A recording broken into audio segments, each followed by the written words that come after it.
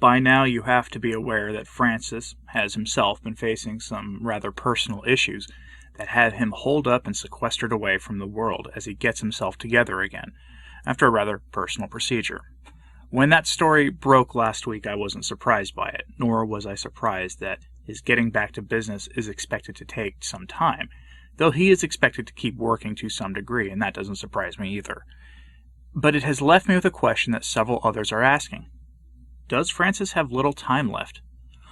Little time either before he joins Benedict in the newly formed Emeritus Club, that is a pure historic fiction in the life of the Church, by the way, or more likely does he have not long to go before he stands before our Lord and has to make account of the works that he has done with his priesthood. Now I'm going to be clear here.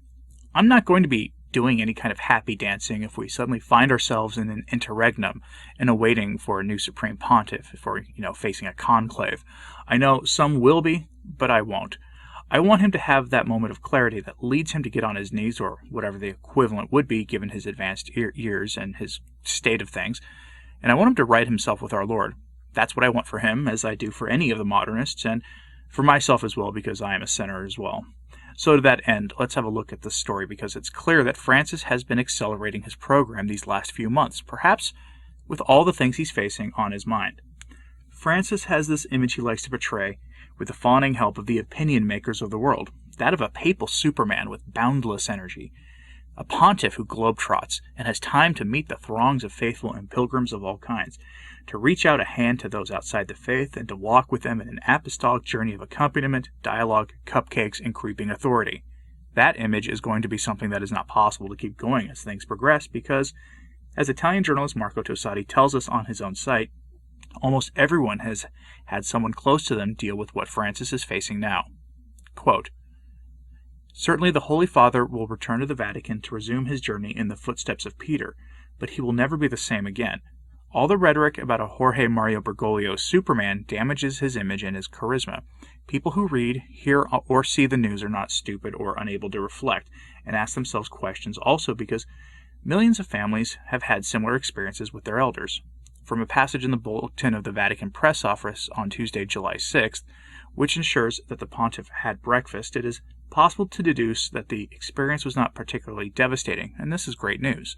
The adult and mature faithful understand, albeit with pain, that Pope Francis will live the life that God will give him with many limitations."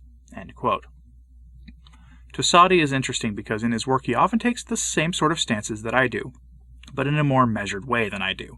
But I'll remind you that I don't wish Francis any malice. I don't have any wicked desires for him, and for that reason I hope he has the time to get himself right with God. But Francis is clearly taking this seriously, because we have had news that despite all of this, he is still moving people around the Roman Curia to better execute his programs. Francis's Synod on Synodality is moving forward, and the de facto Third Vatican Council must continue regardless of the on-the-ground reality for Francis. Headline from Catholic News Agency: Pope Francis names Jesuit Cardinal to key Synod on Synodality position. Get ready for this one, folks, because clearly the Synod on Synodality has got some other purposes aside from transforming the Church into a more worldly image. From that article, quote, Pope Francis on Thursday named Jesuit Cardinal Jean-Claude Hollerich as the Relator General of the 2023 Synod on Synodality. Hollerich, the chair of the Commission of the Bishops' Conference of the European Union, will help to oversee the gathering of the world's bishops in Rome. The 62-year-old cardinal has served as Archbishop of Luxembourg since 2011. His archdiocese covers the whole Grand Duchy of Luxembourg, one of Europe's smallest countries, bordering Belgium, France, and Germany. He thanked Francis for the new appointment on July 8th via his Twitter account. End quote. So who is Cardinal Hollerich? He's a modernist, one who is all on board with Francis's program of aligning the Church with the forces of the world, with the beast, or the Leviathan as I call it, with the construction of the ape of the Church, which promotes the gospel of man and not the gospel of our Lord. His track record of working with these secular ruling organizations is long, and he has been an outspoken opponent of various lay movements that would curb the powers of the Leviathan and strengthen local running of things.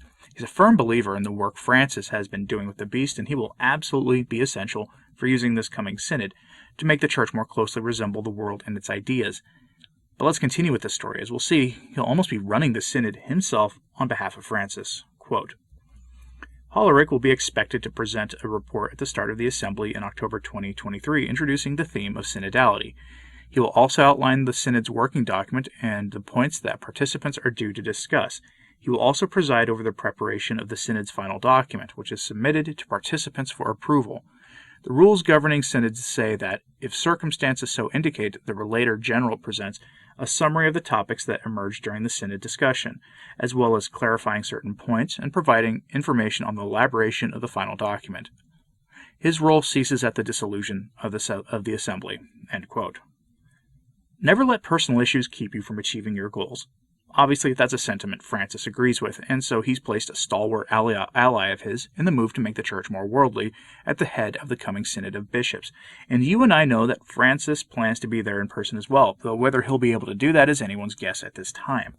Something worth considering in all of this is that Francis knew he was going to be facing the procedures he dealt with when he was doing things like fully endorsing the German Schismatic Synod, when he was fully embracing Pastor Jimmy Martin of the Jesuit Church's programs. All of it. And this has left some of us wondering if Francis needs to reflect on the heretic Arius, who faced a rather gross end of his own that would probably have been aided by similar procedures that Francis underwent himself.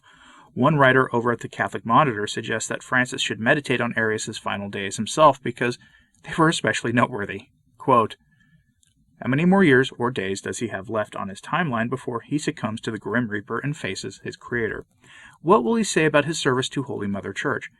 I cringed recently when I read about the Pope's high praise for Father James Martin, S.J., whose messes cry out to heaven. Father Martin has over 300,000 followers on his Twitter account. How many is he dragging to the precipice with his enthusiastic advocacy for sins that cry out to heaven for justice?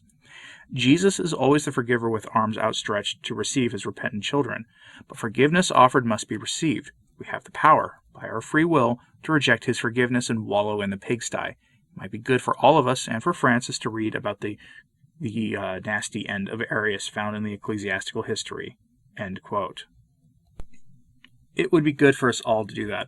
Unfortunately, I can't in good taste relate that story to you, save to say that his end was met in an outhouse in a rather kind of dirty kind of way, and it came to mind for a great many of us because Francis had a similar issue addressed for him, which is why he's not active right now. And if that sounds circumspect, well, I have to be. But in the comments, I'll try to explain more about Arius in his final days because it's an interesting story to say the least, and throughout history, the most strident heretics often had similar final days.